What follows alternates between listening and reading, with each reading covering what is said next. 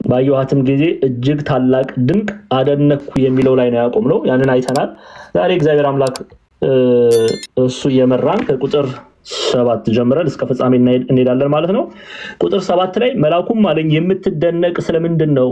የሴቲቱ ምስጢር የሚሸከማትም 7 ራሶችና 10 ቀንዶች ያሉትን የአውሬውን ምስጢር እኔ እነግርሃለሁ ብሎ መልአኩ ቅዱስ ዮሐንስ መደነቁን ተመልክቶ አሁን ያየው ራእይ ምን እንደሆነ ሊነግረው ነው። ኦኬ ያየው ራእይ ምንድነው የሚለውን አስቀድሞ ለቅዱስ ዮሐንስ የተገለጠው ራእይ ምንድነው? ይሄ ቀንድ የተባለ ምንድነው? 7 ራስ የተባለ ምንድነው? 7 ራሶችና 10 ቀንዶች የተባሉ ሴቲቱ ምንን ነው ሪፕሬዘንት የምታደርገው? የሴቲቱ መገለጥ ምንን ይናገራል? የሚሉትን ነጥቦች ልንመለከት ነው ማለት ነው። ኦሬዲ አይተናል። ደግመን ራእዩን መልአኩ ሲነግረው ሲገልጥለት እናያለን። ስለዚህ የሴቲቱ ምስጢርና የሚሸከማትን 7 ራሶችና 10 ቀንዶች ያሉትን የአውሬውን ምስጢር እኔ እነግርሃለሁ። አሁን ምስጢሩን ልንመለከት ነው። ቁጥር 8 ላይ እንዲህ ብሎ ይጀምራል። ያየኸው አውሬ አስቀድሞ ነበረ፣ አሁንም የለም፣ ከጥልቁ ይወጣ ዘንድ አለው ይላል። ምን ማለት ነው? አስቀድሞ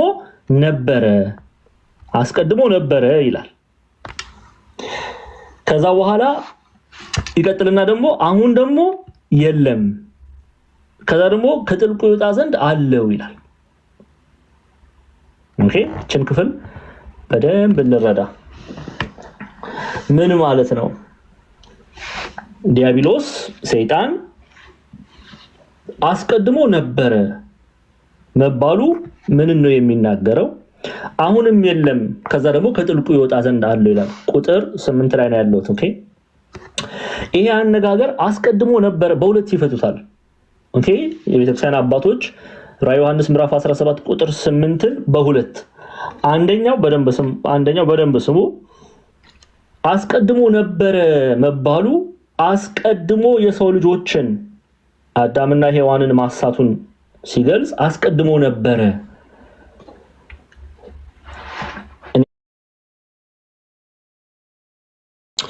እሺ አስቀድሞ ነበረ እንመለስ። ቁጥር 8 ላይ አስቀድሞ ነበረ አሁንም የለም ከጥልቁ ይወጣ ዘንድ አለው ይላል። አስቀድሞ ነበረ አሁንም የለም ከጥልቁ ይወጣ ዘንድ አለው ይላል። አስቀድሞ ነበረ ሲል አስቀድሞ አዳምና ሔዋንን ያሳተ ዲያብሎስ ነው። ኦኬ አዳምና ሔዋንን ያሳተ ማን ነው? አስቀድሞ ዲያብሎስ ነው። የሰው ልጆችን ይዋጋ የነበረው አስቀድሞ ከጥንት ጀምሮ ይፈትን የነበረው ማን ነው? ዲያብሎስ ነው፣ ሰይጣን። ኦኬ ስለዚህ ገና ሲጀምር አስቀድሞ ነበረ ብሎ ይጀምራል። ከዛ በኋላ ይቀጥልና አሁንም የለም ደግሞ ይላል። አሁን ደግሞ የለም፣ አስቀድሞ ነበር አሁን ደግሞ የለም። ምን ማለት ነው? አሁን የለም ማለት ጌታችን መድኃኒታችን ኢየሱስ ክርስቶስ መስቀል ላይ በከፈለው የቤዛነት ስራ ምን ብሏል? ድል አድርጎታል። ኦኬ ተሸንፏል፣ ድል አድርጎታል። ስለዚህ አሁን የለም ደግሞ ይላል። ከዛ ደግሞ ይቀጥልና ከጥልቁ ይወጣ ዘንድ ደግሞ አለው። ኃይሉን ስልጣኑን ለሐሳዊ መሲህ የሚሰጥበት ዘመን አለ። ለጥቂት ጊዜ የሚገዛበት ጊዜ ዘመን አለ ሲል አሁን ደግሞ ከጥልቁ ይወጣ ዘንድ አለው ይላል። ከጥልቁ ይወጣ ዘንድ አለው ይላል። ደግመን እንየው። አስቀድሞ ነበር ሲል ጻፉ ለምትጽፉ ሰዎች። አስቀድሞ ነበር ሲል አዳምን አስቀድሞ አስቶ የሰው ልጅን ገዝቶ ይኖር ነበር። አሁንም የለም ሲል በኢየሱስ ክርስቶስ ሞት ድል ሆኗል። አሁን ደግሞ ከዛ ደግሞ ከጥልቁ ይወጣ ዘንድ አለው ደግሞ ይላል። ኦኬ ከጥልቁ ይወጣ ዘንድ አለው ደግሞ ይላል።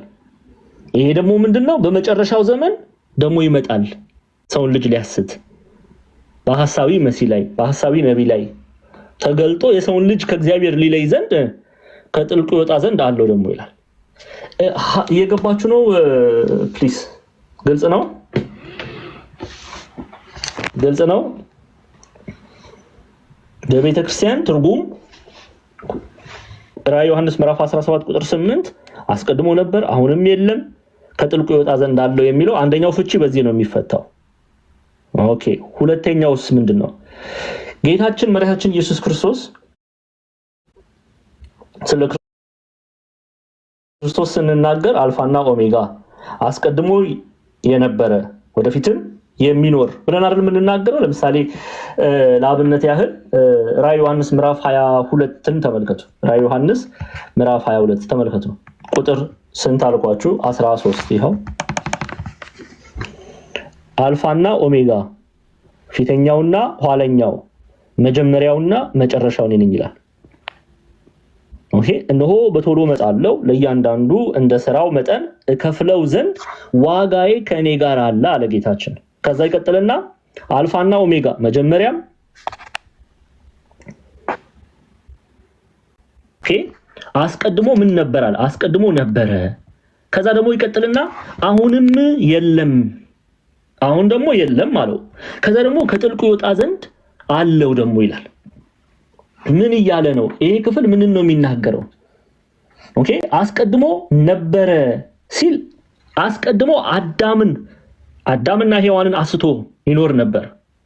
ኦኬ አዳም ግብሩ ለዲያብሎስ፣ ሔዋን አመቱ ለዲያብሎስ ብሎ አዳም እና ሔዋንን ሰይጣን ዲያብሎስ አስቶ ገዝቶ ይኖር ነበር ሲል አስቀድሞ ነበር ይላሉ አባቶቻችን። እየሰማችሁ ነው? ወዲያው አስቀድሞ ነበር ካለ በኋላ አሁን ደግሞ የለም ምን ማለት ነው? አሁን ደግሞ የለም ሲል አሁን ደግሞ ጌታችን መድኃኒታችን ኢየሱስ ክርስቶስ በቀራንዮ ላይ በከፈለው የቤዛነቱ ስራ ድል አድርጎታል ሲል ነው። አሁንም የለም ይላል። ከዛ ደግሞ ይቀጥልና ከጥልቁ ይወጣ ዘንድ አለው ደግሞ ይላል። ከጥልቁ ምን ይወጣ ዘንድ ነው? ይሄ ደግሞ በመጨረሻው ዘመን ይገለጥ ዘንድ አለው። በመጨረሻው ዘመን ይመጣል። ለምን? ሰውን ሊያስት ከእግዚአብሔር መንግስት ሊያርቅ ይመጣል። ከትውልድ ማን አስተዋለ? ከትውልድ ማን አስተዋለ? ዛሬ ላይ አስቀድሞ አዳምና ሔዋንን ያሳተ ዲያብሎስ ዛሬ ላይ አሁንም የለም ሲል በጌታችን በመድኃኒታችን በኢየሱስ ክርስቶስ ድል ተደርጓል። ከዛ ደግሞ ከጥልቁ ይወጣ ዘንድ አለው ሲል በመጨረሻው ዘመን ይመጣል። ይሄው ዛሬ መጥቶ ስንቱን አስቷል። ስንቱን ከክርስቶስ መንግስት ለይቷል። እስከ ዛሬ ድረስ ራዕይ ዮሐንስ ስንማር ያለ ነው። ይሄ ነው የተገለጠው እውነት። ሐሳዊው መሲህ ላይ ሐሳዊ ነብይ ላይ ክንዱን ይገልጣል፣ ኃይሉን ይገልጣል። ጥቂት ዘመን እንደቀረው ዲያብሎስ አውቆ እንደሚያገሳ አንበሳ የሚውጠውን እየፈለገ በመካከላችሁ ይዞራል ተብሎ ተገልጧል አይደል? ያንን ሲነግረው ነው መልአኩ ከጥልቁ የሚወጣ ዘንድ አለው ይላል። ከጥልቁ ይወጣ ዘንድ አለው። ከዛ ወደ ጥፋትም ይሄዳል። አያችሁ? ወደ ጥፋትም ይሄዳል። ስሞቻቸው ከዓለም ፍጥረት ጀምሮ በሕይወት መጽሐፍ ያልተጻፉ በምድር የሚኖሩ አውሬው አስቀድሞ እንደነበረ አሁንም እንደሌለ ነገር ግን እንዳለ ሲያዩ ያደንቃሉ። ምን ማለት ነው?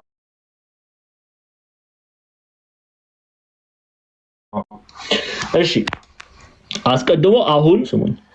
በጣም ነው የሚገርመው። በቤተ ክርስቲያናችን ራዕይ ዮሐንስ ምዕራፍ 17 ቁጥር 8 በሁለት ትርጉም ይፈታል። አንደኛውን ትርጉም ነግራችኋለሁ። ሁለተኛው ጌታችን መድኃኒታችን ኢየሱስ ክርስቶስ በእሱ ስንጠራው እንዴት ነው? አልፋና ኦሜጋ አይደለ? ራዕይ ዮሐንስ ምዕራፍ 22 ቁጥር 13 ላይ እንዴት ብሎ ነው የሚጠራው? ተመልከቱ። ራዕይ 22 13 ላይ አልፋና ኦሜጋ ፊተኛውና ኋለኛው መጀመሪያውና መጨረሻው እኔ ነኝ ይላል። ያያችሁ ነው? አልፋና ኦሜጋ ፊተኛውና ኋለኛው መጀመሪያውና መጨረሻው እኔ ነኝ ይላል። ይሄ አገላለጽ የተሰጠው ለማን ነው? ለኢየሱስ ክርስቶስ። ለኢየሱስ ክርስቶስ አልፋና ኦሜጋ ፊተኛና ኋለኛ ሲል ከኔ ቀድሞ የሚኖር የለም፣ ሌላ የሚበልጥ አምላክ የለም፣ ከኔም በኋላ በሰው አነጋገር እንጂ ፊትና ኋላ ብለን የምንገልጠው ሰውኛ አነጋገር እንጂ እግዚአብሔር ፊትና ኋላ አለው ብለን እንድናስብ አይገባም። ግን ፊተኛውና ኋለኛው ሲል መጀመሪያ እኔን ቀድሞ ሊኖር የተገባ የለም፣ ቀድሞ ከእግዚአብሔር ቀድሞ ሌላ አምላክ የለም፣ እሱ መጀመሪያ ነው። ከዛ ደግሞ መጀመሪያውና መጨረሻው እኔ ነኝ አለ። መጨረሻ በኋላም እግዚአብሔርን አሳልፎ የሚመጣ ሌላ ከእግዚአብሔር በላይ የሆነ ጌታ የለም ሲል አልፋና ኦሜጋ ፊተኛውና ኋለኛው መጀመሪያውና መጨረሻው እኔ ነኝ ይላል። አሁን ይሄ አነጋገር የተገባው ለኢየሱስ ክርስቶስ ነው፣ ለእግዚአብሔር የተሰጠ ቃል ነው። ኦኬ አልፋና ኦሜጋ የሚለው ራዕይ ዮሐንስ ምዕራፍ 17 ላይ ስትመጡ ሐሳዊ መሲህ ሐሳዊ ነቢይ ዲያብሎስ ይሄንን አነጋገር በምን አይነት ክፋት እንደሚለውጡት ተመልከቱ። ያየው ሐዋሪ አስቀድሞ ነበር አሁንም የለም ከጥልቁም ይወጣ ዘንድ አለው የሚለው ሁለተኛው ደግሞ ኦኬ መጀመሪያና መጨረሻ የሚለውን አነጋገር ገንዘብ ለማድረግ ስለሚፈልግ በዚህ አይነት ሁኔታ ተገለጠ ይላሉ አባቶች። ስለዚህ ሁለት ትርጉም ይሰጡታል። አንደኛው አዳምን አስቀድሞ አዳምና ሔዋንን ይገዛ የነበረ በኋላ በክርስቶስ ድል የተደረገ መጨረሻ ዘመን ላይ ደግሞ ይመጣል ሰዎችን ሊያስት ሲል ኦኬ ነበረ የለም ይወጣ ዘንድ አለው ይላል። እና ይሄ አነጋገር ደግሞ ጌታችን አልፋና ኦሜጋ የሚለው መጀመሪያና መጨረሻ እኔ ነኝ ባለው ቃል መሰረት ደግሞ ይሄንን ደግሞ ይጠቀመዋል። ኦኬ ግን እሱ ሐሰተኛ ነው። በዚህ አነጋገር የተጠቀመበት አንዱ ምክንያት በእግዚአብሔር ላይ ክፉ ለመናገር ኦኬ እግዚአብሔርን ለመሳደብ እግዚአብሔርን ክብር ገንዘብ ለማድረግ ከመፈለግ ነው ብለው የሚያስቀምጡ አንዳንድ ሊቃውንት አሉ። ያለውን ሂደት እንድትረዱ ስለምፈልግ ነው። ኦኬ ያለውን ሂደት እንድታስተውሉ ስለምፈልግ ነው። እሺ እንቀጥል። ወደ ጥፋትም ይሄዳል ስሞቻቸው ከዓለም ፍጥረት ጀምሮ በሕይወት መጽሐፍ ያልተጻፉ በምድር የሚኖሩ አውሬው አስቀድሞ እንደነበረ አሁንም እንደሌለ ነገር ግን እንዳለ ሲያዩ ያደንቃሉ ይላል።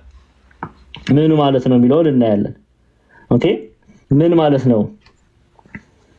እሺ ሁለቱን ትርጉም ካየን በኋላ እንመለስ ወደዚህ። ስሞቻቸው ከዓለም ፍጥረት ጀምሮ በሕይወት መጽሐፍ ያልተጻፉ በምድር የሚኖሩ አውሬው አስቀድሞ እንደነበረ አሁንም እንደሌለ ነገር ግን እንዳለ ሲያዩ ያደንቃሉ። ይሄ አገላለጥ አስቀድሞ አሁን ወደፊት ብሎ የሚገልጸው ሐሳዊው መሲህ አማናዊውን መሲህ ለመምሰል የሚጠቀምበት መንገድ ነው። ሰዎችን ለማሳት አማናዊው መሲህን መስሎ የሚገለጥበት መንገድ ነው። ኦኬ ምንድነው ያለው? በደንብ አድርጋችሁ ስሙ። ተያያዥነት ያለው ነው። ቁጥር 8ን ሃይላይት ላድርግላችሁ። ወደ ጥፋት ይሄዳል። ኦኬ ምንጩ ጥፋት ነው። ሰው ከእግዚአብሔር መለየት ነው ዓላማው። ስሞቻቸውን ከዓለም ፍጥረት ጀምሮ በሕይወት መጽሐፍ ያልተጻፉ በምድር የሚኖሩ አውሬው አስቀድሞ እንደነበረ አሁንም እንደሌለ ነገር ግን እንዳለ ሲያዩ ያደንቃሉ። ምን ማለት ነው? ሐሳዊ መሲህ ቅድም ብያችኋለሁ። ክርስቶስ ኮፒ ፔስት ነው የሚያደርገው። ክርስቲያኖች በደንብ ስሙኝ። የሰይጣንን ሐሳብ እንድትረዱ ይሄንን ማወቅ ራዕይ መጽሐፍን በደንብ መረዳት ያስፈልጋል። አስቀድሞ ምን ብያችኋለሁ? መሲህ ነኝ ብሎ ይመጣል። ክርስቶስ ነኝ ብሎ ይመጣል። አማናዊው ኢየሱስ እኔ ነኝ ብሎ ይመጣል። አማናዊው ክርስቶስ እኔ ነኝ ብሎ ይመጣል። ሐሰተኛ ነው ግን እርሱ ሲመጣ ግን ሞቼ ነበር ይላል። ሞትን ድል አድርጌ ተነሳው ይላል። ኢየሱስ ክርስቶስ ያደረገውን ነገር አድርጌያለሁ ብሎ ይመጣል። እርሱ ግን እውነተኛ አይደለም፣ ሐሰተኛ ክርስቶስ ነው። ኦኬ አንቲ ክራይስት ምንለው የክርስቶስ ተቃዋሚ ምንለው ለዚህ ነው። እርሱ እውነተኛው ክርስቶስ አይደለም፣ እውነተኛው መሲህ አይደለም፣ ሐሰተኛው መሲህ ነው። ግን ሰዎች ያደንቃሉ። ለምን? እውነተኛው ክርስቶስ ነኝ ብሎ ነው የሚመጣው። ምን ብሎ ነው? አስቀድሞ እንደነበረ አሁንም እንደሌለ ነገር ግን እንዳለ ሲያዩ ያደንቃሉ። ኦኬ ያደንቃሉ። ምን ብሎ ነው ግን እሱ የሚመጣው? ሐሳዊ መሲህ አማናዊ መሲህ መስሎ ኦኬ ትናንትና የነበረ ዛሬ አለ ለወደፊቱ የሚኖር ተብሎ የተነገረው ለወልደ እግዚአብሔር ለኢየሱስ ክርስቶስ የተነገረው ለእግዚአብሔር የተነገረውን ቃል እሱ ወስዶ ምን ብሎ ይመጣል? ስሞቻቸው ከዓለም ፍጥረት ጀምሮ መጽሐፍ ያልተጻፈ በምድር የሚኖሩ አውሬው አስቀድሞ እንደነበረ አሁን እንደሌለ ነገር ግን እንዳለ ሲያዩ ያደንቃሉ ይላል። ኦኬ ያደንቃሉ። ይሄ ሰውን ለማሳት የሚጠቀምበት መንገድ ነው። ኦኬ ራዕይ ዮሐንስ ምዕራፍ 20 ቁጥር 15ንም ብናይ ደስ ይለኛል። ራዕይ ዮሐንስ ምዕራፍ 20 ቁጥር 15 ላይ ስትመጡ ተመልከቱ። በሕይወትም መጽሐፍ ተጽፎ ያልተገኘው ማንኛውም በእሳት ባህር ውስጥ ተጣለ ይላል። በሕይወት መጽሐፍ ያልተገኘ በሕይወት መጽሐፍ ያልተገኘ የተባለው ሐሳዊ መሲህ አንተ ክርስቶስ ነህ ብለው በመታት የሚያደርገውን ድንቅ ተመልክተው አንተ ክርስቶስ ነህ ብለው የተቀበሉ በግብር የመሰሉት ፍርድን እንደሚቀበሉ ከእግዚአብሔር መንግስት እንደሚወጡ የተገለጠ ለመግለጥ የተገባ ቃል በሕይወት መጽሐፍ ሕይወት የሌላቸው ማለት ነው። በሕይወት መጽሐፍ ተጽፎ ያልተገኘው ማንኛውም በእሳት ባህር ውስጥ ተጣለ ይላል። ስለዚህ በሕይወት መጽሐፍ ያልተገኘ ራዕየ ዮሐንስ ምዕራፍ 17 ላይ ራዕየ ዮሐንስ ምዕራፍ 20 ላይ ብሎ የሚገልጸው በመጽሐፍ ያልተጻፈ በምድር የሚኖሩ አውሬው አስቀድሞ እንደነበር አሁን እንደሌለ ነገር ግን እንዳለ ሲያዩ ያደንቃሉ። ይሄ ያደንቃሉ የተባሉ ለአውሬው የሚሰግዱ ናቸው። አንተ እውነት ማን ነው አንተን የሚችለው? አንተ የጌቶች ጌታ ነህ፣ የኃያላን ኃያል ነህ ብለው ያመልኩታል። ደግሞ አምልከውት እኮ አይተናል አይደል እንዴ? ሸውዷቸው አይተናል። ዛሬ እኛን ስንቱን ሸውዷል ክፉ ዲያብሎስ። አልሸወደም እንዴ? ገብርኤል ነኝ ብሎ ይመጣል። እኛ ምንም የእግዚአብሔር ቃል እውነት የለንም በውስጣችን።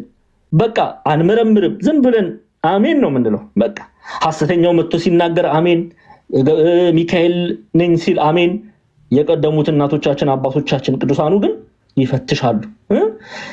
መስሎ የብርሃን መልአክ መስሎ እስኪገለጥ ድረስ ድንቅ ሊያደርግ ይችላል። ምታታዊ ብርሃን ነው ግን ይሄ አማናዊ ብርሃን አይደለም። ስለዚህ መስሎ ነው የሚገለጠው፣ እውነተኛ አይደለም እያለን ነው። ደግሞ እንመልከት እስቲ።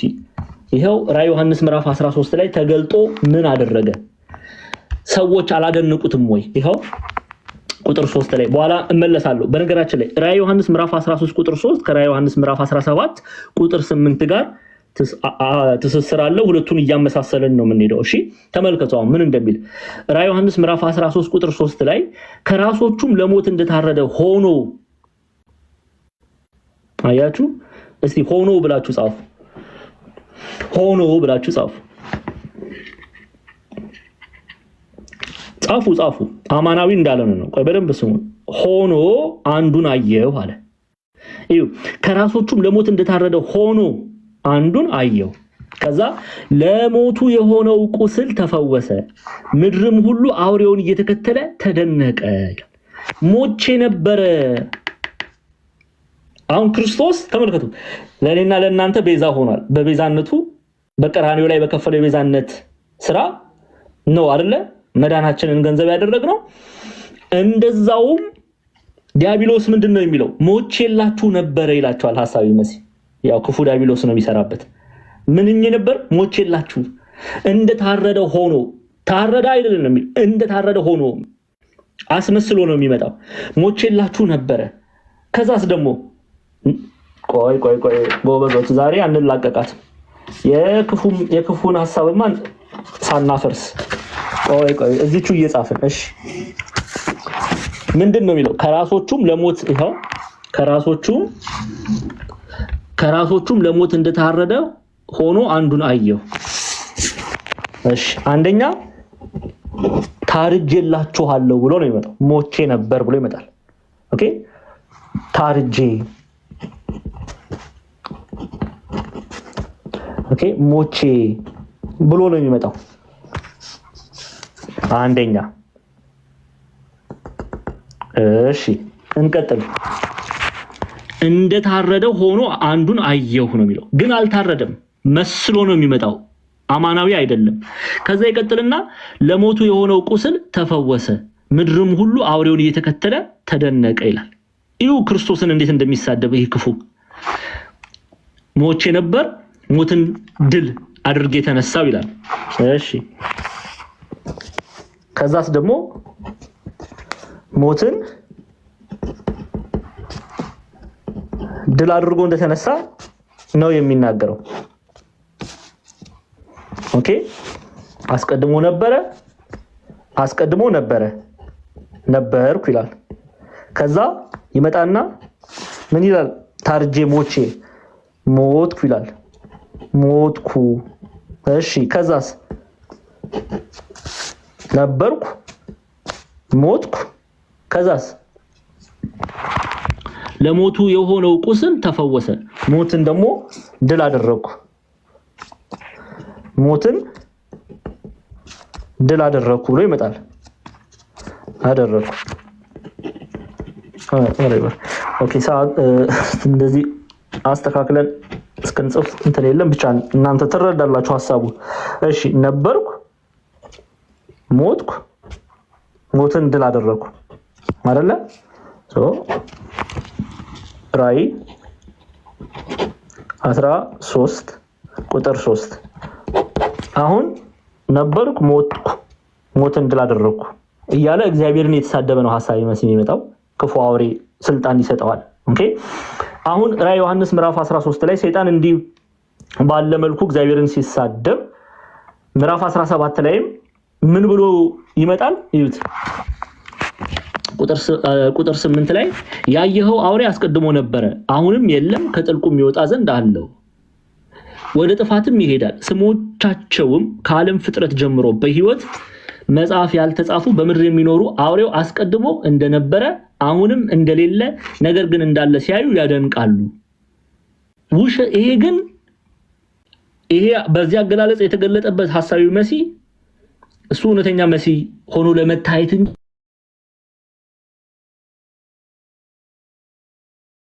አይደለም። ስለዚህ ነበርኩ፣ ሞትኩ፣ ሞትን ድል አደረኩ ብሎ ይገለጣል።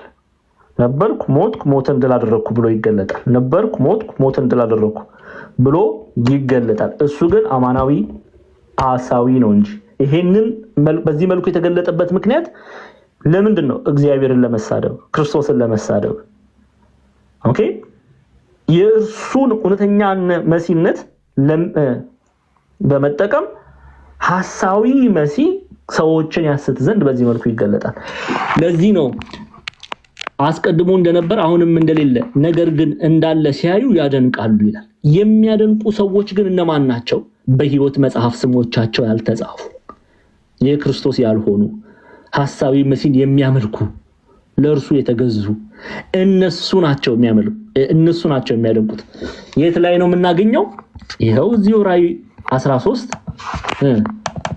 ቁጥር 3 ላይ ከራሶቹም ለሞት እንደታረደ ሆኖ አንዱን አየው፣ ለሞቱ የሆነው ቁስል ተፈወሰ፣ ምድርም ሁሉ አውሬውን እየተከተለ ተደነቀ። ምድርም ሁሉ የሚለው አገላለጽ ብዙዎችን እንደሚያስት ብዙዎችም እንደሚሰግዱለት፣ መስገድ የሚለው ቃል ለሐሳዊ መሲህ ሲገለጥ አውዱ ላይ አመለኩት፣ ያመልኩታል።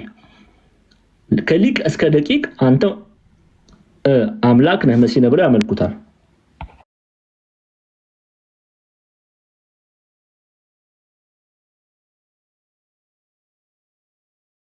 ግልጽ ነው። አይ ቲንክ ሐሳቡ በደንብ ተረድታችኋል። መቀጠል እንችላለን አይደለ? ተው መልሱልኝ። ተው ግልጽ ነው ማለት ይቀጥሉ። እሺ ይቀጥላል። አሁን ይሄው ጥበብ ያለው አእምሮ በዚህ ነው ይላል። ጥበብ ያለው አእምሮ በዚህ ነው። ኦኬ ጥበብ ያለው አእምሮ በዚህ ነው ብሎ ከዛ ሰባቱ ራሶች ሴቲቱ የተቀመጠችባቸው ሰባቱ ተራሮች ናቸው ይላል። እሺ ከዛ ከመምጣቴ በፊት ግን ጥበብ ያለው አእምሮ በዚህ ነው ለምን አለ? ጥበበኛ ሰው የሐሳዊ መሲህን ክፋት ያስተውላል። ጥበበኛ ሰው ሐሳዊ መሲህ ምታታዊ ተአምራትን እያደረገ እንደሚመጣ ያስተውላል። ባለ አእምሮ ያለው ሰው ጥበበኛ የሆነ ሰው የሐሳዊ መሲህን ምታታዊ ድንቅ ማድረግን ያስተውላል። ኦኬ ስለዚህ የሐሳዊው መሲህ አማናዊውን ክርስቶስ ለመምሰል የሚያደርገውን ጥረት ያስተውላል። ስለዚህ ጥበብ ያለው አእምሮ በዚህ ነው ይላል። ጥበብ የሚወዳት ጥበብን የሚናፍቅ ሰው የእግዚአብሔርን ቃል ይማራል። ዛሬ ብዙ ሰዎች ይሄ ቃል ለነሱ የተገባ አይደለም። አእምሮአቸውን ስተው ነው የምናየው። አእምሮአቸውን ስለሳቱ በሰይጣን ሲታለሉ ሲገዙ የሰይጣንን ጥበብ ባለማስተዋል ራሳቸውን ከእምነት አውጥተው ሲወጉ እናያለን። ስለዚህ ጥበብ ያለው አእምሮ በዚህ ነው ይላል። ዛሬ እናንተ እዚህ መታችሁ በእግዚአብሔር ዘንድ ኦኬ የተገለጠውን የእግዚአብሔር ቃል ራዕይ እያደመጣችሁ እየተማራችሁ ነው ያለው። ስለዚህ ጥበብ ያለው አእምሮ ገንዘብ አድርጋችኋል ማለት ነው። ደግሞ ጥበብ ያለው አእምሮ ገንዘብ ያላደረጋችሁ እኔ አይደለም የተናገርኩት፣ ሄዱና ባለ ራዕዩን ጠይቁት። ጥበብን የሚናፍቅ አእምሮ እግዚአብሔርን ቃል ይማራል። አይምሮን የጣለማ የት እንደሚኖር የት እንደሚቀመጥ ምን እንደሚያደምጥ ምን እንደሚያይ ሳይታለም የተፈታ ነው። ዛሬ 192 ተማሪዎች ጥበብ ስለናፈቃችሁ ጥበብ የሚወድ አይምሮ ስለያዛችሁ ቃል እግዚአብሔር ለመማር መጣችሁ። ልትመሰገኑ ይገባል። ጥበብ ያለው አእምሮ በዚህ ነው፣ በዚህ ቃል ነው፣ በዚህ ትምህርት ነው። የሰይጣንን ክፋት የሐሳዊው መሲን በምትሃት የሚያደርገውን ታምራት የሐሳዊው መሲን አማናዊው መሲን ክርስቶስ ለመምሰል የሚጥረውን ጥረት እየተረዳችሁ ነው፣ እየተገነዘባችሁ ነው ማለት ነው። ስለዚህ እናንተ ይሄንን ትምህርት የምትሰሙ ጥበብ ያለው አእምሮ ገንዘብ አድርጋችኋል። ስለዚህ እግዚአብሔርን አመስግኑ። ጥበብ ያለው አእምሮ የእግዚአብሔርን ቃል ይሻልና፣ ጥበብ ያለው አእምሮ ቃል እግዚአብሔርን ይማራል። ጥበብ ያለው አእምሮ የሐሳዊው መሲህ ምታታዊ ስራን ይረዳል። ጌታዬ መድኃኒቴ ኢየሱስ ክርስቶስ ወይ ብዙዎቻችን ጥበብ ጎሎናልና ቃልህን የሚናፍቅ አእምሮ አንሻምና እባክህን ይሄን እውነት የሚያስተውል ልቦናን ስጠን። ክርስቲያኖች በዚህ ዘመን ብዙ ሰው ጥበብ ያለው አእምሮ አልተሸከመም። ኮፍያ የሚያደርግ ጭንቅላት እንጂ ያለው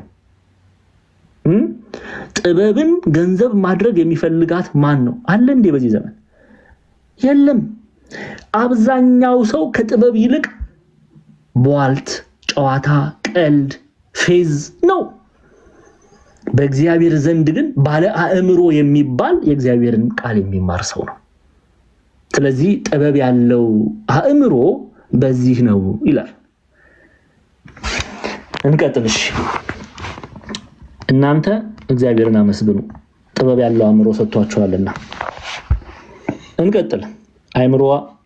አእምሮአቸውን ላጡ መድኃኒዓለም አእምሮአቸውን ይመልስልን ነው የምንለው። ሌላ ምንም አንልም። ለሚሳደቡ አእምሮአቸውን ይመልስልን፣ ለሚራገሙ አእምሮአቸውን ይመልስልን፣ ቃል እግዚአብሔርን መማር ለማይወዱ አእምሮአቸውን ይመልስልን። ብዙ ሰው አእምሮ ተወስዷል በዚህ ዘመን። እውነቴን ነው የምላችሁ። ሽማግሌው አእምሮ ተወስዷል፣ ህፃኑ አእምሮ ተወስዷል፣ ወጣቱ አእምሮ ተወስዷል። በተለያየ የዓለም ድምፅ አእምሮ የተወሰደ በጣም ብዙ ሰው አለ። እግዚአብሔር መልካሙን ልቦና፣ መልካሙን አእምሮ፣ ጥበብን የሚናፍቅ አእምሮ ይስጥልን። እሺ ቁጥር 9 ሰባቱ ራሶች ሴቲቱ የተቀመጠችባቸው ሰባቱ ራሶች ሴቲቱ የተቀመጠችባቸው ሰባት ተራራዎች ናቸው። ኦኬ ሰባቱ ራሶች ሴቲቱ የተቀመጠችባቸው ሰባት ተራራዎች ናቸው። ኦኬ በባለፈው ስንማር በቀድሞ በራዕየ ዮሐንስ ትርጉም ላይ ሰባቱ ቤተክርስቲያናችን በአንድምታ ትርጓሜ እነዚህ ሰባት የሚለውን በብዙ ሲፈታ አይተናል። አንደኛ ሰባቱ ኃጢያቶች አይተናል። እያንዳንዱን መድገም አያስፈልግም ሰዓታችን ለመጠበቅ።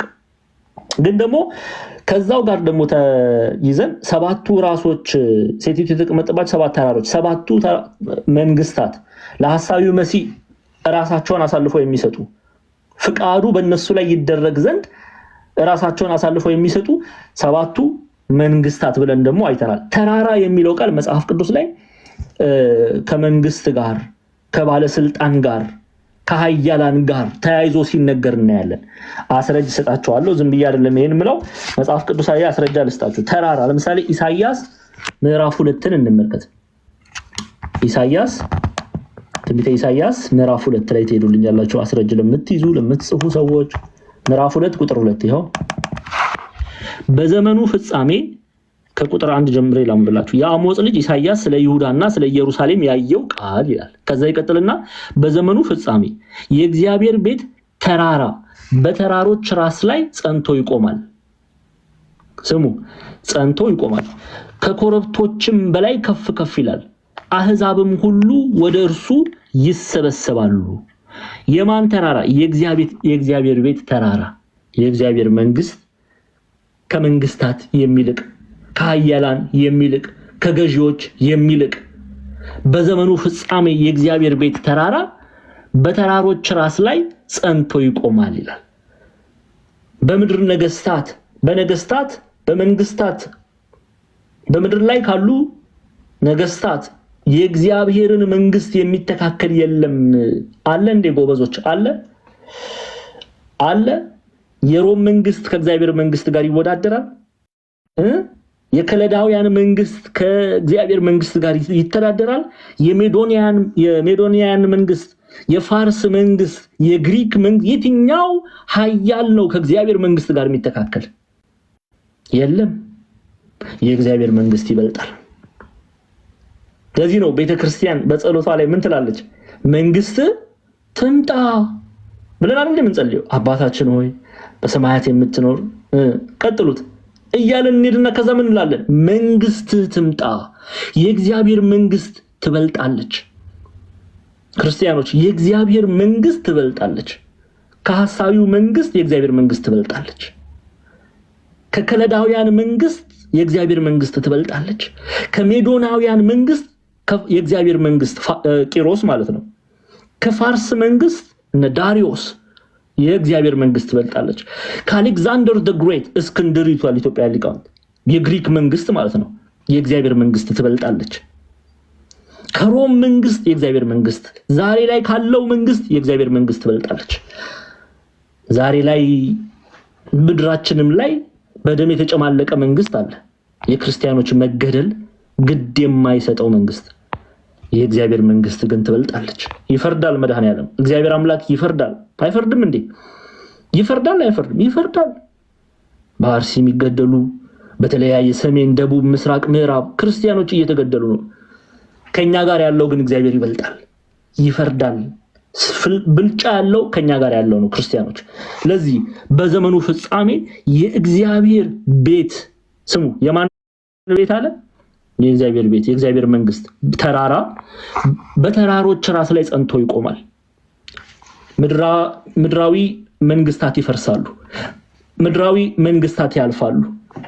እነ ናቡከደነጾር አልፈዋል፣ እነ ቂሮስ አልፈዋል፣ እነ ዳሪዮስ አልፈዋል፣ እነ እስክንድር አልፈዋል። ምድራዊ የሆነ ነገር ያልፋል። የማያልፈው ማን ነው? የእግዚአብሔር መንግስት። አዎ የማያልፈው የእግዚአብሔር መንግስትን እንናፍቅ ክርስቲያኖች። ሁሉ አላፊ ነው፣ ሁሉ ጠፊ ነው። የማያልፈው የእግዚአብሔር መንግስት ብቻ፣ የእግዚአብሔር መንግስት ብቻ ነው የማያልፈው። ስለዚህ እለት እለት በዘመናችን እለት እለት በምንኖርባት ምድር ምን ማድረግ ነው ያለብን? የማያልፈውን የእግዚአብሔር መንግስት ገንዘብ ለማድረግ መሮጥ ነው ያለብን። ወይኔ ቅዱስ ጳውሎስ ቢያገኘን አልኳችሁ ዛሬ። ቅዱስ ጳውሎስ ፋታ የለውም አልኳችሁ። የእግዚአብሔር መንግስት ለመስበክ ፋታ የለውም። ባገኘው አጋጣሚ ነው ወንጌል የሚሰብከን። ለምን? ሌላ ነገር መናገር አቅቶት ነው እንዴ? ጥበበኛ እኮ ነው ደግሞ። በክላሲካል ሚቶሎጂ ግሪኮ ሮማን ካልቸር የበረታ ነው። በታሪክ የበረታ ነው። ከገማልያል ስር ቁጭ ብሎ የእግዚአብሔርን ቃል የብሉይን ቅዱሳን መጽሐፍት ጠንቅቆ የተማረ ነው ሐዋርያው ቅዱስ ጳውሎስ። ግን ባገኘው አጋጣሚ ወንጌል ሲሰብክ ነው የምታዩት። የክርስቶስን መንግስት ሲሰብክ ነው የምታዩት። የሚበልጠው እርሱ ነው። እስቲ ንገሩኝ፣ በዚህ ሰዓት ላይ ስለ እግዚአብሔር መንግስት ከመነጋገር ይልቅ የሚበልጥ ነገር አለ? ማን ደፋር ነው ከዚህ ከእግዚአብሔር ቃል የሚበልጥ ነገር አለ ብሎ የሚናገር አለ? አለ? እስቲ መልሱልኝ። አለ? የለም፣ የለም፣ የለም፣ የለም። የሐሳዊው መንግስት ይፈርሳል፣ ይጠፋል። ነገስታት ያልፋሉ። እዚህ ጋር እኔ ጊዜ አላባክንም ላይቭ ከፍቼ ስለ ሌላ ዓለማዊ መንግስት ላወራ። ከእግዚአብሔር መንግስት ውጪ የለም። አንገታችንን እንሰጣለን ጎበዝ። ማን ነው የእግዚአብሔርን ቃል አትናገሩ የሚል? ከእግዚአብሔር መንግስት የሚበልጥ ምንም የለም። ሁሉ ያልፋል፣ ሁሉ ወደ መቃብር። የማያልፈውን የእግዚአብሔር መንግስት ወንጌል እንሰብካለን። በዘመኑ ፍጻሜ የእግዚአብሔር ቤት በተራሮች ራስ ላይ ጸንቶ ይቆማል። ጸንቶ የሚቆመው የእግዚአብሔር መንግስት ብቻ ነው። እሺ ሌላ መጽሐፍ ቅዱሳዊ አስረጅ ልስጣችሁ። ኤርሚያስ 51 እዛው ከብሉይ ኪዳን ሳንወጣ ትንቢተ ኤርሚያስ ስንት አልኳችሁ ጎበዞች? 51 ይኸው 51 እሺ ከ25 ማለት ነው። ይኸው አንተ ምድርን ሁሉ የምታጠፋ አጥፊ ተራራ ሆይ መንግስት እነሆ እኔ በአንተ ላይ ነኝ ይላል እግዚአብሔር። እጄንም እዘረጋብሃለሁ ከድንጋዮችም ላይ አንከባልልሃለሁ። ኦኬ የተቃጠለም ተራራ አደርጋለሁ ይላል። ኦኬ ከፍ ብላችሁ ተመልከቱት። በጽዮን በዓይናችሁ ፊት ስለሰሩት ክፋታቸው ሁሉ በባቢሎንና በከለዳውያን ምድር በሚኖሩ ሁሉ ላይ ፍዳቸውን እከፍላለሁ ይላል እግዚአብሔር። ኦኬ አንተ ምድርን ሁሉ የምታጠፋ አጥፊ ተራራ ሆይ እነሆ እኔ በአንተ ላይ ነኝ ይላል እግዚአብሔር። እጄንም እዘረጋብሃለሁ ከድንጋዮችም ላይ አንከባልልሃለሁ የተቃጠለም ተራራ አደርግሃለሁ ይላል። መንግስቱ እንደሚያበቃ ነው የሚናገር። ኦኬ ካንተም ለማዕዘንና ለመሰረት የሚሆን ድንጋይ አይወስዱም፣ ለዘላለም ባድማ ትሆናለህ ይላል እግዚአብሔር። ስለዚህ ይሄ ተራራ የሚለው መንግስት ኦኬ የሚገልጽ ነው። አሁን ወደ ራዕየ ዮሐንስ እንመለስ። ራዕየ ዮሐንስ ላይ እንመለስ። ምዕራፍ 17 አይደለ? እሺ ስለዚህ ሰባቱ ራሶች ሴቲቱ የተቀመጠችባቸው ሰባት ተራሮች ናቸው። መንግስታት ለሐሳዊው መሲህ ክንዳቸውን የሚሰጡ ለሐሳዊው መሲህ የሚገዙ መንግስታት ሰባቱ ተራሮች ተብለው ይጠራሉ። ብዙ ሊቃውንት ስማቸውን ይዘረዝራሉ። ለምሳሌ የከለዳውያን፣ የሜዶናውያን፣ የፋርሳውያን፣ የግሪክ ከዛ በኋላ አራቱ ከእስክንድር በኋላ ተከፋፍለው የነገሱ ነገስታት ይሉና የሮም መንግስት ያመጣሉ። ከዛ መጨረሻ የሐሳዊው መንግስት ብለው ያትቱታል። በቤተክርስቲያን ደግሞ በትርጓሜ ማየት እንችላለን። አንዴ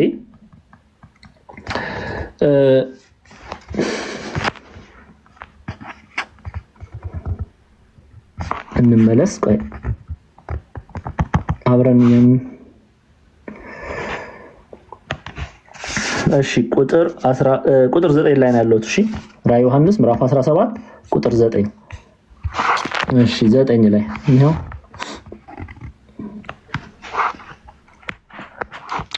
ሰባቱ አድባርም ሰባቱ ነገስታት ናቸው ይላል። ቀደም ተራራ ከንግስና ጋር መንግስትን ይገልጻል አላልኳችሁ? ይሄው አንድምታ ትርጓሜያችን ሰባቱ አድባርም ሰባቱ ነገስታት ናቸው። አምስቱ አልፈዋል አለ ያልታወቁ፣ አንዱ ብቻ አለ ያልታወቀ፣ አንዱ ገና አልመጣም አለ ያልታወቀ እና ያዋለን እሱን። ከዛ በኋላ አምስቱ አልፈዋል። ከዛ እነሱን ሲዘረዝሩ ፈርዖን ኦኬ የፈርዖን ጲሮጳይዳ፣ ናቡከደነጾር፣ ሰናክሬም፣ ዲዮቅልጥያኖስ ናቸው ብሎ ደግሞ አንዱ ብቻ አለ ደግሞ ሲሉ የሮም መንግስት እንደሞ ያነሳሉ። ኦኬ የሮም መንግስት ብቻ አለ፣ አንዱ ገና አልመጣም አለ መንግስተ ተንባላት በማለት ትርጓሜያችን ላይ ያስቀምጣሉ። ዋናው ግን ሰባት የተባሉት መንግስታት እንደሆኑ ይገልጣል። እነዚህ መንግስታት ሰባቱ ራሶች ሴቲቱ የተቀመጠችባቸው ሰባት ተራሮች ናቸው። ሰባቱ ተራሮች ናቸው የሐሳዊው መሲህን ግብር ሐሳብ ገንዘብ የሚያደርጉ። ኦኬ እሺ እንቀጥል። እዛው ቁጥር 10 ላይ ሰባት ነገስታት ደግሞ ናቸው አለ። ራሱ ተራሮቹን ምን ብሎ ሲተረጉም አያችሁ? ቨርስ ባይ ቨርስ ስለሆነ ራሱ በራሱ ይተረጉማል። ችግር የለም። ሰባት ተራራዎች ናቸው አላለም? ያው በሊቃውንት ዘንድ እነዚህ ሰባቱ የተለያዩ መንግስታት ስም ሊነሳ ይችላል። ግን ዋና ማወቅ ያለባችሁ እንድታውቁ የምፈልገው ሰባቱ መንግስታት የሚለውን ሰባት ተራሮች ናቸው ካለ በኋላ ቁጥር 10 ላይ ሰባት ነገስታት ደግሞ ናቸው አለ። ኦኬ አምስቱ ወድቀዋል አለ፣ አንዱም አለ ይላል። አምስቱ ምን ብለዋል? ከሰባቱ መንግስታት አምስቱ ወድቀዋል። በነገራችን ላይ ሰባት የሆነበት ቁጥር ምንድነው? ሰባት የሆነበት ቁጥር በዚህ አውድ ላይ ሰባት የሆነበት ቁጥር አንዱ ያው ቅድም በባለፈው ይዘረዘርናቸው ኃጢያት ሰባቱ ኃጢያት ፍጹም በደል ፍጹም ኃጢአት ገንዘብ እንደሚያደርግ እግዚአብሔርን እንደሚሳደብ አንዱም ሰባቱ መንግስታት የተባለበት ምክንያት ለምንድን ነው? ሰባት በመጽሐፍ ቅዱስ ቁጥር ስንት ነው? በሰባት በምን ይተረጎም? በፍጹም የሆነ ቁጥር ነው። ስለዚህ ፍጹም ለሐሳዊው መሲህ የተገዙ መንግስታትን የሚናገር ክፍል ነው። ኦኬ ሰባት። እሺ እንቀጥላለን። አምስቱ ወድቀዋል አንዱም አለ አለ። አሁን እዚህ ጋር በደንብ አድርጋችሁ ስሙ። አምስቱ ምን ብለዋል? ወድቀዋል አንዱም አለ፣ የቀረው ገና አልመጣም፣ ሲመጣም ጥቂት ጊዜ ሊቆይ ይገባዋል ይላል። ኦኬ አምስቱ ምን ብለዋል? አምስቱ ወድቀዋል፣ ከዛስ አንዱም አለ ይላል። ኦኬ ያያቸው ሰባቱ ራሶችን ነው። ሰባቱ ነገስታት ናቸው። ሰባቱ በተራራ የተመሰሉ ሰባት ራሶች፣ ሰባት ተራራዎች፣ ሰባት ነገስታት። አምስቱ ወድቀዋል አንዱም አለ፣ የቀረው ገና አልመጣም፣ ሲመጣም ጥቂት ጊዜ ሊቆይ ይገባዋል ይላል። ኦኬ ስምንተኛው አምስቱ ወድቀዋል፣ ስድስትና ሰባተኛውን እናያለን ማለት ነው። እሺ ሲመጣም ጥቂት ጊዜ ሊቆይ ይገባዋል ይላል። አሁን አምስቱን በትርጓሜ አይተናል። ቤተክርስቲያናችን አንድምታ ትርጓሜ አምስቱን ምን ብሎ ነው ያስቀመጡት? አምስቱ ወድቀዋል ወይም አልፈዋል እናየዋለን። አንዴ እንመለስ ድጋሚ። ያው በመጣም ጊዜ ጥቂት ይቀመጣል ካለ አንድም አምስቱ አልፈዋል አለ። እነዚህ አምስት የተባሉ በቤተክርስቲያናችን ትርጓሜ መሰረት ፈርዖን፣ ጲሮጳይዳ፣ ናቡከደነጾር፣ ሰናክሬም፣ ዲዮቅልጥያኖስ ናቸው ይላሉ። ያው ፈርዖን፣ ጲሮጳይዳ፣ ናቡከደነጾር፣ ሰናክሬም፣ ዲዮቅልጥያኖስ ናቸው። ይሄ ቤተክርስቲያናችን አንድምታ ትርጓሜ ነው። አንዳንድ ሊቃውንትም ይሄን በሌላ እይታ ደግሞ ናቡከደነጾር የከለዳውያን መንግስት፣ የሜዶን መንግስት፣ የፋርሳውያን መንግስት፣ የግሪክ መንግስት፣ የአራቱ የእስክንድር በኋላ ተከፋፍለው የነገሱት ነገስታት ይሉና ስድስተኛው የሮም መንግስት ነው ደግሞ የሚሉም አሉ። እይታ ነው። ይሄን እንድታውቁ ስለምፈልግ ነው። የሮም መንግስት ነው ዮሐንስ ራእዩን ባየበት ዘመን የነበረ የሮም መንግስት ብለው የሚያዩ አሉ። ሰባተኛ ይሉና የሐሳዊ መሲህ መንግስት በመጨረሻ ዘመን አንድምታ ትርጓሜያችን ቅድም እንዳሳየዋችሁ አምስቱ አልፈዋል። እነሱም የማን መንግስት ናቸው? ፈርዖን፣ ጲሮጳይዳ፣ ናቡከደነጾር፣ ሰናክሬም፣ ዲዮቅልጥያኖስ ናቸው ካሉ በኋላ አንዱ ብቻ አለ። ይኸው እያየን ነው አይደለ? ዲዮቅልጥያኖስ ናቸው። አንዱ ብቻ የቀረው ደግሞ አለ የተባለው መንግስተ ሮም ይሉታል። መንግስተ ሮም ያው አንዱ ብቻ አለ የቀረው አለ ያለው መንግስተ ሮም ነው። ምክንያቱም በዘመኑ ቅዱስ ዮሐንስ ራእዩን ያዘጋጅ በነበረበት ሰዓት የሮም መንግስት ነበረ። ስለዚህ አንዱም አለ መንግስተ ሮም፣ አንዱ ገና አልመጣም አለ መንግስተ ተንባላት፣ በመጣም ጊዜ ጥቂት ቀን ይቀመጣል። እሱን እናያለን። ስለዚህ አሁን እነዚህን አምስቱን እናያለን ማለት ነው። አምስቱን ካየን በኋላ አልመጣም ግን ሲመጣ ጥቂት ጊዜ ይቀመጣል የተባለውን እናያለን። ኦኬ የቀረው ገና አልመጣም፣ ሲመጣም ጥቂት ጊዜ ሊቆይ ይገባዋል ይላል። ኦኬ ጥቂት ጊዜ ሊቆይ ይገባዋል የተባለለት ምንድነው የሚለውን እናያለን። ይሄንን ከማየታችን በፊት ቁጥር 11 ላይ የነበረውና የሌለውም አውሬ ራሱ ደግሞ ስምንተኛው ነው፣ ከሰባቱም አንዱ ነው፣ ወደ ጥፋት ይሄዳል ይላል። ኦኬ ከሰባቱ አንዱ ነው፣ ወደ ጥፋት ይሄዳል። የነበረው የሌለው አውሬ ራሱ ደግሞ ስምንተኛ ነው፣ ከሰባቱ አንዱ ነው፣ ወደ ጥፋት ይሄዳል። ስምንተኛ ነው የተባለው ይላሉ ዲያብሎስ ነው። ስምንተኛ የተባለው ዲያብሎስ ነው። እሺ አሁን ከእንደገና በጽሁፍ እናንተን ማሳየት አለብኝ። አሁን ይሄን ክፍል ለመረዳት አላችሁ ከኔ ጋር 10 እና 11 ነው። 11 ላይ ነው። በደንብ አድርጋችሁ ስሙ ፕሊዝ። የማትረዱ ሰዎች ስለማትሰሙ ነው። የማትረዱ ስለማትሰሙ ነው። እምትሰሙ በደንብ ስሙ። አሁን በጽሁፍ እዚህ ላይ ያሳያችኋለሁ። 10ኛና 11ኛን ነው ማሳያችሁ። እንዴ በአለም ዙሪያ ብዙ አይነት እይታ አለ። ያንን እይታ አይተናል። ዋናው ግን የቤተክርስቲያናችን አስተምሮ በአንድምታ ትርጓሜው አይተናል። አሁን ያንን ከተመለከትን በኋላ የቀረው ገና አልመጣም፣ ሲመጣም ጥቂት ጊዜ ሊቆይ ይገባዋል ይላል። ከዛ ቁጥር 11 ላይ ይወርድና የነበረውና የሌለው አውሬ ራሱ ደግሞ ስምንተኛው ነው፣ ከሰባቱም አንዱ ነው፣ ወደ ጥፋት ይሄዳል ይላል። አሁን ይሄን ለመረዳት አቴንሽናችሁን ስጡኝ፣ ባለ አእምሮች ጆሮአችሁን ስጡኝ። እሺ እንመልከት። ኦኬ አብረን እንቆጥራለን። ኦኬ አንደኛ ምን ብለናል? በትርጓሜያችን መሰረት አንደኛው አምስቱ ከተባሉ 1 ቆይ 2 3 እንግዲህ ታገሱኝ 4 5 እሺ አንደኛው ምንድነው የተባለው? አንድምታ ትርጓሜያችን አምስቱ አልፏል። አንደኛው ፈርዖን አይደል ያሉት አባቶች? አዎ እሱን እያያዝን እንሂድ። እሺ ፈርዖን። ሁለተኛው ምንድነው? አግዙኛ ጲሩጳይዳ አይደለ?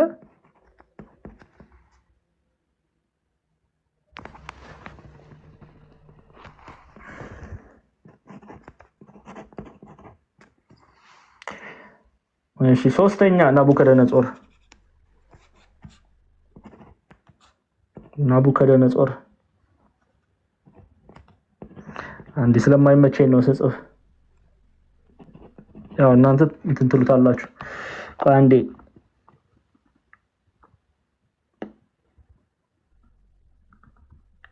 ኦኬ ሶሪ መስሎኝ ነው። ፂሩ ጻይዳ ነው። እሺ ፂሩ ጻይዳ መስሎኝ ነው። አንድምታ ትርጓሜ ላይ በደንብ ስላላየሁት ነው። ፂሩ ጻይዳ ናቡከደነጾር ፈርዖን አራተኛ የሚነግረኝ ቶሎ በሏ ንገሩኝ። አራተኛ የሚነግረኝ የለም። ሰናክሬም። እሺ ኧረ ተው አግዙኝ ተው። እሺ ሰናክሬም። አምስተኛ ዲዮቅልጥያኖስ አይደለ? ተሳሳትኩ? ዲዮቅልጥያኖስ ነው አይደል? ዲዮቅልጥያኖስ። እሺ በጣም ጥሩ። ፈርዖን፣ ፂሩ ጻይዳ፣ ናቡከደነጾር፣ ሰናክሬም፣ ዲዮቅልጥያኖስ። እሺ 5 አይደል? 1 2 3 4 5። እሺ እንመለስ። ፂሩ ጻይዳ ጲ አይደለም ፂ ነው፣ ሶሪ። እሺ እንመለስ። አሁን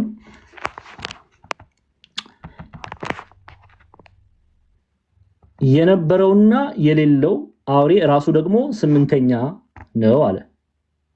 አሁን ስምንተኛ ነው። እሺ ከሰባቱ አንዱ ነው፣ ወደ ጥፋት ይሄዳል ይላል።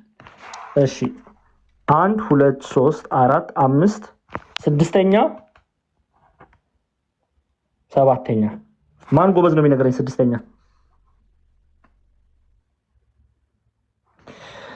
ማን ጎበዝ ነው የሚነግረኝ? ኧረ ተው ጻፉልኝ። ሮም ጎበዞች። ሮም ሰባተኛ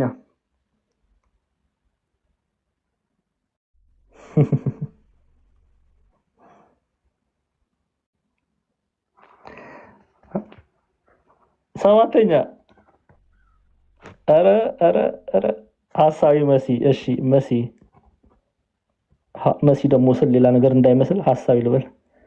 ሐሳዊ መሲ። እሺ መልካም። እሺ አሁን ፈርዖን፣ ፂሩ ጻይዳ፣ ናቡከደነጾር፣ ሰናክሬም፣ ዲዮቅልጥያኖስ፣ ሮም፣ ሐሳዊ መሲ። እሺ አሁን ተመልከቱ። የነበረው የሌለው አውሬ ራሱ ደግሞ ስምንተኛ ነው አለ። ስምንተኛ ዲያብሎስ ይሉታል። ይሄ በቤተክርስቲያናችንም በሌሎችም የቤተክርስቲያን አባቶች የታመነ ነው። የዲያብሎስ መንግስት ነው። እሺ ስምንተኛ ነው፣ ከሰባቱም አንዱ ነው አለ። እንዴ ምን ጉድ ነው እንዴው! ዲያቆን ዛማኑኤል ምን ጉድ ነው የምታሳየን? ስምንተኛው ዲያብሎስ ነው አልከን አለ። እሺ ከሰባቱም አንዱ ዲያብሎስ ነው ይለናል። ምን ማለት ነው? ማን ጎበዝ ነው የሚነግረኝ? እስቲ ማን ጎበዝ ነው የሚነግረኝ? ምን ማለት ነው? ይኸው አንድምታ ትርጓሜያችን እንመልከት። በመጣም ጊዜ ጥቂት ይቀመጣል። አንዱም አምስቱ አልፈዋል አለ። ፈርዖን፣ ጢሮስ አይዳ፣ ናቡከደነጾር፣ ሰናክሬም፣ ዲዮቅልጥያኖስ ናቸው አይደለ? አምስቱ። ስድስተኛው ሮም፣ ሰባተኛው ሐሳዊ መሲህ። እሺ እንደዛ ከሆነ ታዲያ ስምንተኛው የዲያብሎስ መንግስት ካልን የነበረውና የሌለው አውሬ ራሱ ደግሞ ስምንተኛ ነው፣ ከሰባቱም አንዱ ነው ደግሞ ብሎ ጽፈልን። ምን ማለት ነው?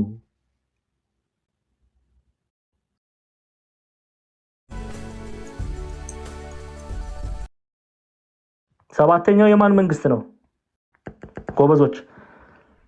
የሐሳዊው መንግስት። ሐሳዊው ደግሞ ሐሳዊ መሲህ በማን ስልጣን ነው የሚገዛው? ይሄን መልሱን ለማግኘት የት ላይ እንሂድ? ይሄው ምዕራፍ 13። እሺ ምዕራፍ 13 ላይ ተመልከቱ። አንድም አውሬ ከባህር ሲወጣ አየሁ። 10 ቀንዶች ነበሩት፣ በቀንዶቹም ላይ 10 ዘውዶች ነበሩት፣ በራሶቹም ላይ የስድብ ስም ነበር ካለ በኋላ ወርዶ ይሄው ለዘንዶም ሰገዱለት፣ ለአውሬው ስልጣን ሰጥቶታልና። ኦኬ አውሬውን ማን ይመስለዋል? እርሱንስ ሊዋጋ ማን ይችላል? እያሉ ሰገዱለት። ዘንዶ ኃይሉንና ዙፋኑን ትልቅም ስልጣን ሰጠው። ራዕይ ዮሐንስ ምዕራፍ 13 ላይ የተነገረው ስለ ሐሳዊው መሲህ ነው። ለሐሳዊው መሲህ ኃይል፣ ዙፋን፣ ትልቅ ስልጣን ሰጠው የተባለው ማን ነው? ዘንዶ ማን ነው? ራዕይ ዮሐንስ ምዕራፍ 12 ቁጥር 9 ይሄው ዓለሙን ሁሉ የሚያስተው ዲያብሎስ ሰይጣን የሚባለው ታላቁ ዘንዶ እርሱም የቀደመው እባብ ተጣለ። ዲያብሎስ ሰይጣን። ስለዚህ ለሐሳዊ መሲህ መንግስት ስልጣን የሰጠው ኃይል የሰጠው ዲያብሎስ ስለሆነ ባለራዩ ምን ብሎ ጻፈልን? ይሄው ባለራዩ ይሄው እንመለስ። የነበረው የሌለው አውሬ ራሱ ደግሞ ስምንተኛ ነው፣ ከሰባቱም አንዱ ነው፣ ወደ ጥፋትም ይሄዳል አለ። ስለዚህ የሐሳዊው መሲህ መንግስት የዲያብሎስ መንግስት ነው። ለሐሳዊው መሲህ ስልጣን የሰጠ ዲያብሎስ ነውና ሐሳዊው መሲህ ለዛ ነው የነበረውና የሌለው አውሬ ራሱ ደግሞ የነበረውና የሌለው ማለቱ ስለምን እንደሆነ በደንብ ተመራቸዋል። አልደግሞም፣ ከላይ ከፍ ብለን አይተነዋል። የነበረውና የሌለው አውሬ ራሱ ደግሞ ስምንተኛ ነው። የነበረው ሲል አንዳንድ ሰዎች እሺ ልመለስ ድድገምላችሁ፣ አዳምን ቀድሞ ያሳተ የሌለው ማለቱ ጌታችን መድኃኒታችን ኢየሱስ ክርስቶስ ድል ያደረገው ተብሎ ይተረጎማል። አውሬ ራሱ ደግሞ ስምንተኛው ነው። ስምንተኛው መንግስት ያውሬው ነው የዲያብሎስ። ከዛ ይቀጥልና ከሰባቱም አንዱ ነው ወደ ጥፋት ይሄዳል ደግሞ ይላል። ለምን? ከሰባቱም አንዱ የሐሳዊው መሲህ መንግስት የአውሬው መንግስት ነው እያለ ነው። አሁን ግልጽ ነው። ተረዳችሁ ጎበዞች? ግልጽ ነው። ፍቅር ዘገብርኤል ጻፊልኝ ጥያቄ። እሺ መምህር በእውነት ቃለ ሕይወት ያሰማልን፣ ጸጋውን ያብዛልሁት።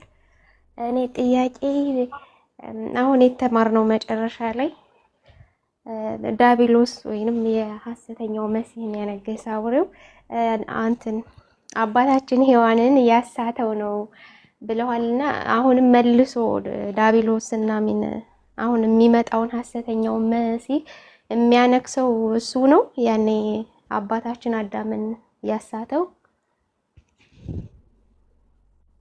በጣም ጥሩ ጥያቄ ጎበዝ። አዎ አሁን ሰይጣን ዲያብሎስ የተባለ ሰይጣን አዳምና ሔዋንን ያሳተ ዲያብሎስ የተባለው ሰይጣን ሐሳዊው መሲህን የሚሾመው እርሱ ነው። መሾም ማለት ስልጣንን የሚሰጠው ኃይልን የሚሰጠው ሐሳዊ መሲህ ጥበብዬ ማወቅ ያለብሽ ሶስት ናቸው። ሐሳዊ መሲህ አለ፣ ዲያብሎስ የተባለ አለ፣ ከዛ ደግሞ ማን ነው ያለው? አሁን በመጽሐፍ አሳይሻለሁ። እዚሁ ላይ ራዕይ ላይ ያንቺን ጥያቄ ስንመልስ ተመልከች። ለሌሎችም ይጠቅማልና ለምሳሌ ራዕይ ዮሐንስ ምዕራፍ 12 ላይ ነኝ። ራዕይ ዮሐንስ ምዕራፍ 12 ላይ በሰማይ ሰልፍ ሆነ፣ ሚካኤልና መላእክቱ ማንን ተዋጉት ይላል። እዚህ የምታነቢው ማንን? ዘንዶውን ተወጉት። ዘንዶ ከመላእክቱ ጋር ተዋጋ፣ አልቻላቸውም። ከዚያ ወዲያ በሰማይ ስፍራ አልተገኘላቸውም። ዓለሙን ሁሉ የሚያስተው ዳቢሎስ ሰይጣን የሚባለው ዳቢሎስ ሰይጣን የሚባለው ታላቁ ዘንዶ እርሱም የቀድሞ እባብ ምን ተባለ? ተጣለ። ቆይ መጨረስን። ከዛስ ወደ ምድር ተጣለ። በመላእክቱም ከእርሱ ጋራ ዓለሙን ሁሉ ከእርሱ ጋር ምን ሆኑ? ተጣሉ። እሺ ራዕየ ዮሐንስ ምዕራፍ 12 ቁጥር 9ን አሁን ራዕየ ዮሐንስ ምዕራፍ 13 ላይ ነው። ይሄ አሁን የሐሳዊው መሲህ አመጣጥ ነው። አንድም አውሬ ከባህር ሲወጣ አየሁ፣ 10 ቀንዶች 7 ራሶች ነበሩት እያለ ተምረሻል አይደል? ለምን እንደዚህ እንደተባለ ከዛ ስሚ ቁጥር 2 ላይ ያየሁትም አውሬ ነብር ይመስል ነበር፣ እግሮቹም እንደ ድብ እግሮች፣ አፉም እንደ አንበሳ አፍ ነበሩ ተባለ። ይሄ የተነገረው ለሐሳዊው መሲህ ነው፣ ለሐሳዊው መሲህ። ከዛ በኋላ ምን ይላል እስቲ አንብቢ። ዘንዶም ኃይሉንና የዙፋኑን ትልቅም ስልጣን ምን አለው? ሰጠው። ማን ነው የሰጠው? ዘንዶ። እሺ ዘንዶን ሄደን እንመለስ እስቲ። ራዕየ ዮሐንስ ምዕራፍ 12 ላይ ቁጥር 9 ላይ አንብቢው እስቲ። ዓለምንም ሁሉ የሚያስተው ዳቢሎስ እና ሰይጣን የሚባለው ታላቁ የቀድሞ እባብ ነው። ታላቁ ምን? ቆይ ኧረ ሩጫ። ይቅርታ። ታላቁ ምን? ዘንዶ። ኮስ። እሺ ሌሎቻችሁስ ጥያቄ ተመልሶልሻል አይደል? በጣም ሌላስ? አመሰግናለሁ። ዘንዶ ማለት ትፈራላችሁ ማለት ነው? ምንም የሚያስፈራ ነገር እኮ የለውም ዳቢሎስ። አረ ቆይ ቅዱስ ዮሐንስ አፈወርቅ ምን እንዳለ ላሳያችሁ ስለ ዳቢሎስ። ይሄው ዳቢሎስን ለምትፈሩ ሰዎች እኔ አላልኩም፣ ደግሞ ቆራርጣችሁ ልቀቁ አሏችሁ። እኔ አላልኩም፣ ዮሐንስ አፈወርቅ ነው። ምን ይላል? ሴንት ክራይሶስተም ማለት ሴንት ጆን ክራይሶስተም ቅዱስ ዮሐንስ አፈወርቅ ነው። ኦኬ ምን ይላል? in a prayer make the sign of the cross on your forehead, then demons cannot approach you because you are well equipped ይላል። በጸሎት ሰዓት አማትቡ እያለ ነው። በክርስቶስ መስቀል አማትቡ። then demons የሚለው ሰይጣን፣ ኦኬ ዳቢሎስ ሰይጣን cannot approach you፣ ሰይጣን ሊቀርባችሁ አይችልም because you are well equipped ይላል። በደም ተዘጋጅታችኋልና። ሰው መስቀልን አድርጎ ሲያማትብ ክፉ ዲያብሎስ አይቀርቡም። ይሄ ለሚያምኑት እውነተኛ አማኞች የተነገረ ቃል ነው። የተሸነፈ ነገር ዲያብሎስ ተሸንፏል፣ ሰይጣን ተሸንፏል። የተሸነፈ ነገር ሊያሸንፈን አይገባም። ከኛ የሚያስፈልገውን ዝግጅት እስካደረግን ድረስ በእውነት የምናምን ከሆነ ዲያብሎስ የተሸነፈ ነው። ኦኬ እሺ፣ የለም ጥያቄ